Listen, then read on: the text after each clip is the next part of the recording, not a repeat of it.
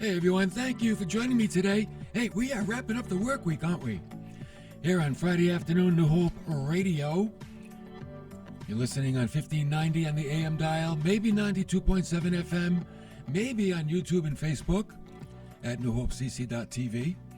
And don't forget about the Hope Club podcast. If you're interested in hearing these again, we put our radio messages on the Hope Club podcast. That's the name of it right there. Hope Club Podcast. You go to iTunes, Stitcher, Spotify, all those places.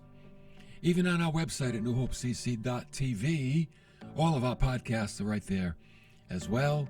And the Hope Club is the coolest thing. You get a devotional every Monday, Wednesday, and Friday. Audio devotional. Nice little teaching from the Word of God. Little guitar music in the background to inspire you. And then on Tuesday, you get a challenge to live in what you heard on Monday. You want to grow? Join the Hope Club and commit $3 a week to New Hope Radio. We can stay on the air and be here every day. So I want to thank you for coming along today and looking forward to a good program. I'll tell you what, today we're going to talk about following Jesus with a spirit of, here it comes, generosity. And what perfect timing. Because, this crisis that we're living in, which, I'm going to be honest with you, I'm not going to get political. And I don't want to get people upset with me. Well, I don't really, no, that's not true. I don't care if you get upset. That doesn't matter to me. How much of a crisis is it? Really? I don't think it's as much as a crisis as our deep state is making it out to be. But I'm not going to talk about that. I'm going to talk about the importance of having a spirit of generosity in this time that we are living and at all times. Because, generosity is a quality that marks out the people of God. It really does. Generosity is one of the calling cards of the follower of Christ. And, we have two extremes. You can be at one extreme of generosity where you really do live for others. And then you can be at the other extreme that we call outrageous extravagance. And, there are people that live at the level of outrageous extravagance. And I want to give you some examples of that. I want to talk about some holiday gifts that people have purchased for their significant others, I guess. Here's just a few. A custom Stuart Weitzman designer shoes. Okay, pair of shoes. $1,594,505. Purchased from Harrods of London. I wouldn't even wear those shoes outside. $1.5 million. A Perpetua watch winder. Now this is just something to wind the watch. $3,295. The watch itself is $520,000. I'm a Timex man for $24.95. They take a licking and keep on ticking. A Jill Dyball crystal and diamond bridal bouquet. Something you're going to throw away, right? Here, girls, catch. $350,000. A designer cell phone from David Morris International of London. $104,000. Don't drop that in the toilet. A Gianni Vive Solman perfume. A little bottle of perfume. $88,698. I wouldn't mind this one. One night in the Imperial Suite at President Wilson Hotel in Geneva, Switzerland. One night. $33,000. Woo! I hope the sheets are soft. Here's my favorite. Golden Opulence ice cream sundae at the Serendipity restaurant in New York. $1,000. For $1,000, they probably took out the calories. I think that's the one, seriously now, that they sprinkle a little gold dust on the ice cream. I'm like, really? Who wants to eat that? But this is extravagance. See, that's the world. And you know what we need to remember? Think about this. Half of the world's population lives on about $2 a day. What you paid for your coffee is what half the world's population lives on to buy food every day. There's a lot of extravagance in the world, isn't there? From very well-to-do people all the way to very poor people. And you know what? We all live side by side. The well-to-do live side by side, right? You got the wealthy in their gated communities, and they come outside, and there's the homeless. Well, you know, Jesus had some interaction with a person like this, and he tells a story. I like it. Jesus would often just tell a story to address an issue. And we're going to be in Luke chapter 12. Someone in the crowd said to Jesus, "Teacher, tell my brother to divide the family inheritance with me." So now Jesus has to solve a family dispute. You fix that. All right, they're calling Jesus, "We have a family dispute. We want you to come and tell that guy he's wrong and I'm right." Unbelievable. So what this tells us is this brother that came to Jesus, he's greedy. He didn't come to Jesus for truth. He came to Jesus because he's greedy. He's possessed by greed, and he's using Jesus to get what he wants. So I like the way Jesus addressed the situation. He said to him, "Who appointed me a judge or an arbiter over you?" The Good News Bible translates it a little easier. "Friend, who gave me the right to judge or to divide the property between you and your brother?" Right? And then they said to him, Jesus said to the man, "Beware, be on your guard against every form of greed." Did you know that greed comes in many forms? It does. He said, "For not even when one has an abundance does his life consist of his possessions." Even if you have a lot of stuff, that doesn't make you you. Life isn't about what you have. Here it comes. Life is about who you are. What you have doesn't define you. What you do with what you have defines you. Oh, I like that. What you have doesn't define you. What you do with what you have defines you. Living doesn't come from how much stuff you have. That's not what living is about. So then Jesus, you know what he did? He did something that he's very good at. He told them a story. Here's a nice story. I like this story. Here's what he said. He said, "The land of a rich man was very productive. And he began reasoning to himself, 'What shall I do, since I have no place to store my crops?'" Now, let's go back in time a little bit, back to the East. And people in those days lived in community. I think they still do today. And many decisions were made in community. Remember, they would often call for the elders. The elders would discuss the issue. And they would, come to a conclusion, settle the issue. In those days, in that culture, it was dangerous to neglect others' opinions. I remember, we make yearly trips to Togo, West Africa. And we put in wells and water catch systems where you can't put in a well. A water catch system are these big basins up on the roofs of buildings, and they catch the rainwater and they pipe it down into storage tanks. So we put one in a particular village, and it wasn't a well, it was a water catch basin because it was up high in the mountain where you couldn't dig a well. And when we visited the village and the well was complete, or the basin was complete, the elders came out.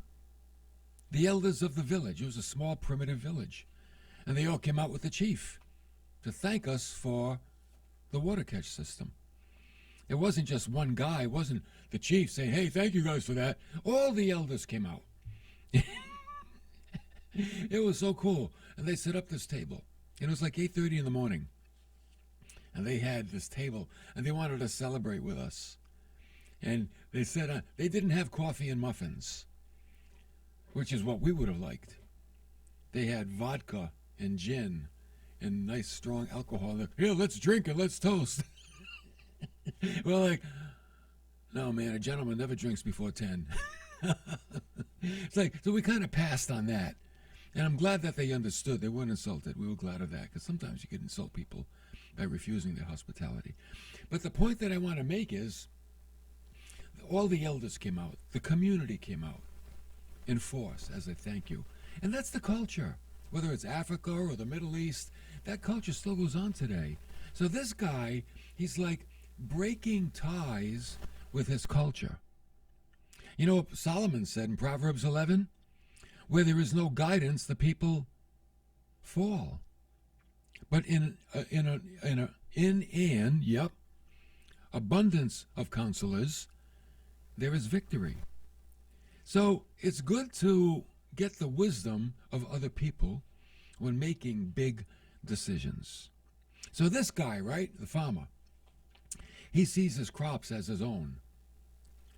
And he already has an abundance. Jesus says in the story, he was a very rich man.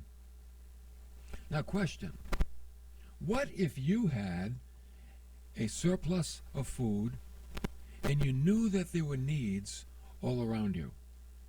What would you do? Can you hear the cry of the hungry? Now, you probably know what you would do. Unlike this man. See, that's the beauty of Christianity. That's the blessing that comes with being a Christian. You know, when you really follow after Christ closely, you can hear the cries of the hungry. You can. Because you're in tune. See, you're in tuned to the world around you. That's what God does. God gives us a special sense, like a special radar. And this radar can pick up the cries of the needy.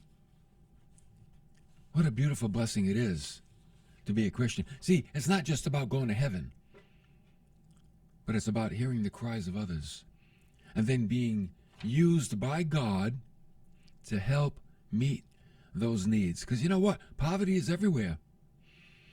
It's not just in Africa, in India, in Asia, in Europe. It's right in our own backyard.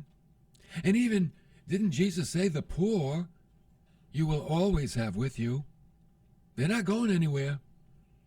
There'll always be a level of poverty in this world.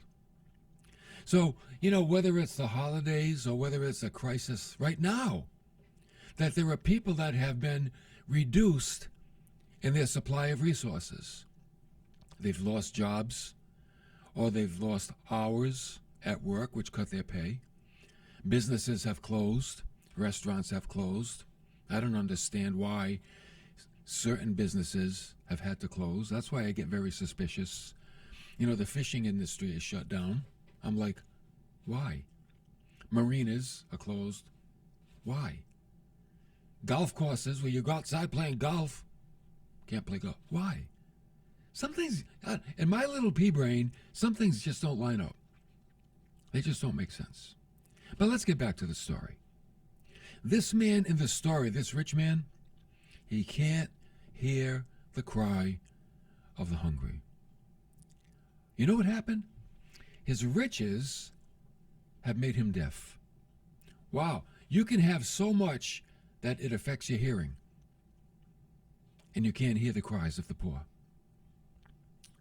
So after his one-man board meeting, because he said to himself, he had a board meeting with his company, except he was the only one that showed up.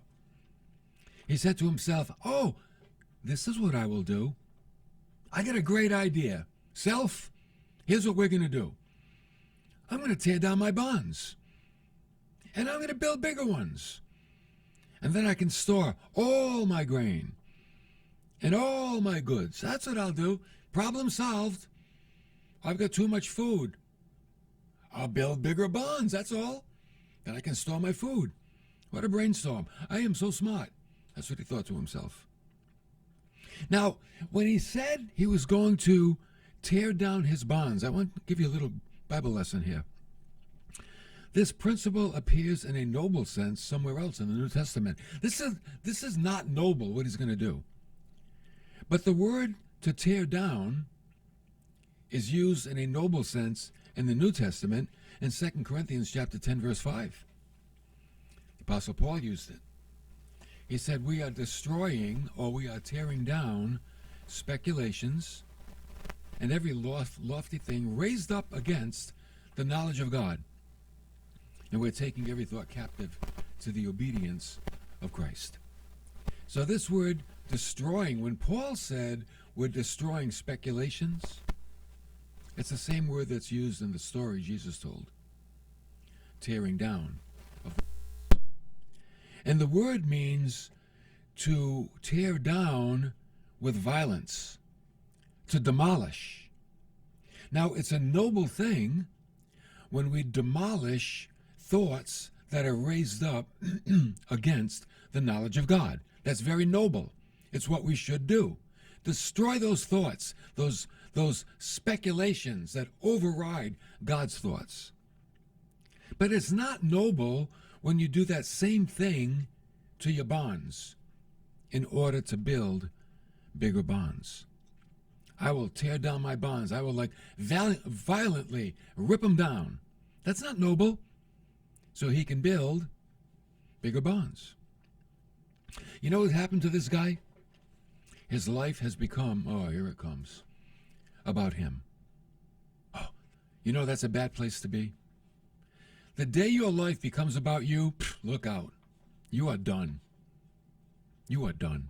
You are ineffective when life becomes about you. He said, there I will store all my grain and all my goods. Oh, and I will say to my soul, soul, you have many goods laid up for many years to come. Take your ease, eat, drink, be merry. Here's what this guy did. He planned alone. He built alone. And he indulged alone. He was outside of his own community, outside of his own culture. You know, the culture of Christianity is a culture of generosity. It is. And there are so many Christians, and even non-Christians too. They're rising up during the pandemic with a beautiful spirit of generosity. Pizza parlors are donating pizzas to hospitals, to the health workers. People are sewing masks and they're donating them and giving each other things. And people donated masks to us here at New Hope, and because they have a beautiful heart. They have a beautiful spirit, that's why. They know one of the greatest feelings in the world is to do something for someone else. That's the Christian spirit. Man, that's what following Christ is all about. To have it in your heart to do something for someone else. And that's what is very foreign from this guy in the story. Because he thinks he's on easy street, right? But in verse 20, God said to him, you fool. And this is why you're a fool. Tonight, you die. I'm sorry. He said, this very night, your soul is required of you. And now, who will own all that you have prepared? God called him a fool. It's the word Aphron. Here's an interesting word. The word Aphron, The root word is phren, which speaks of the diaphragm. And many times the diaphragm, or the inner parts of the body, like the bowels, speak of your innermost being. And we would use the word today, passion, right? So phron would mean to be passionate. Oh, but wait, when you put the A in front of it, it makes it a negative, which means without passion. There's no passion in your innermost being. That's the fool. So God is saying, you passionless person. A passionless person is a fool. Our modern day understanding of this word would be idiot. You idiot. God has blessed you and given you so much, and you heaped it all upon yourself. You could say this is an uncultivated person, because they really think that everything that they have belongs to them. God says, you're a fool. There's no passion inside of you. You know, Ecclesiastes chapter 12, right? The book of wisdom. It talks about what happens when a person dies. Ecclesiastes 12:7. The dust will return to the earth as it was, and the spirit will return to God who gave it. God is saying, it's time to give me back what I lent you. Your life has been on loan, and now I want your soul back. When's the last time you thought about your life that way? That your life is on loan from God. That means you belong to God. And He's going to require it back. And what will be the outcome when God requires it back? Will it be cast them into utter darkness where there's weeping and gnashing of teeth? Or will it be, well done, good and faithful servant. Enter into the joy of the Master. Wow. Can you think of a time or a scene in the Bible where something like this has happened before? Can you find a passage where someone has done something so bad that God killed them that night, took them away? How about Ananias and Sapphira? Remember those two characters? They lied about how much money they gave to God. And what happened? Their lives were taken that night. So in both of these instances, whether it's the rich man in the parable or Ananias and Sapphira, their soul and their money were all connected. And that's the danger of getting too connected. Oh, here it comes. Of getting too connected to your stuff. When you get too connected to your stuff, bad things happen. You go deaf. You go deaf to the cries of the needy. You become self-centered. You become foolish with your life and don't live your life the way God planned it. You know, that's why the Bible says the generous soul will prosper. The more you give, the more you get. It's a biblical principle. It's a biblical principle. The more you give, the more you get. And it's fun to give. It's more blessed to give. I think Jesus said that, didn't he? You know Jesus, right? You heard of him. It's more blessed to give than receive. There's more joy in giving than there is in receiving. There's no joy in greed. You know what there is? Paranoia. Oh, the gated community crowd.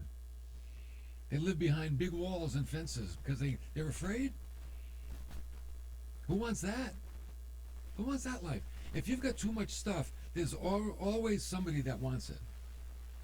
And they'll kill you to get it. See, wealth is a gift. But it's not a gift to be consumed upon ourselves. Our soul is also a gift.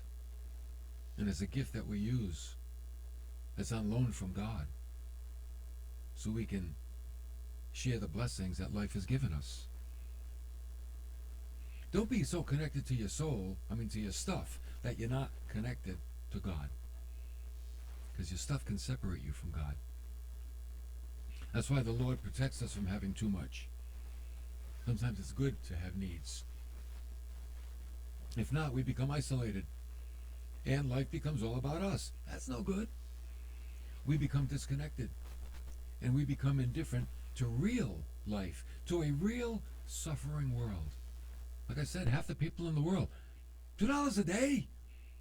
They're not buying much. They're really not. And unless you've seen it, you'll never understand it. I've seen it. I've seen people. I've been in a village where people made soup from branches and leaves that they plucked off a tree, because that's all they had. So they plucked leaves off a tree and they boiled it. That was their dinner. I'm like, oh, talk about feeling sad and guilty for having too much. So Jesus, he wraps up the story and he says, so is the man who stores up treasure for himself and is not rich toward God. If you're not rich toward God, you're really poor. That's what Jesus is saying. Here it is. When you're rich toward God, you will be rich toward people. And I say it over and over, and I hope I'll never stop saying it. Don't live life with your head in the clouds. Don't go through life in la-la land where you don't see the needs around you. When you're in line at the grocery store, even though you're 6 feet back, that'll end soon. Be prepared to have a couple of dollars in your pocket, so the person in front of you doesn't have to put the milk back, or doesn't have to put something back that they need. Say, whoa, take that back. I'll get that for you.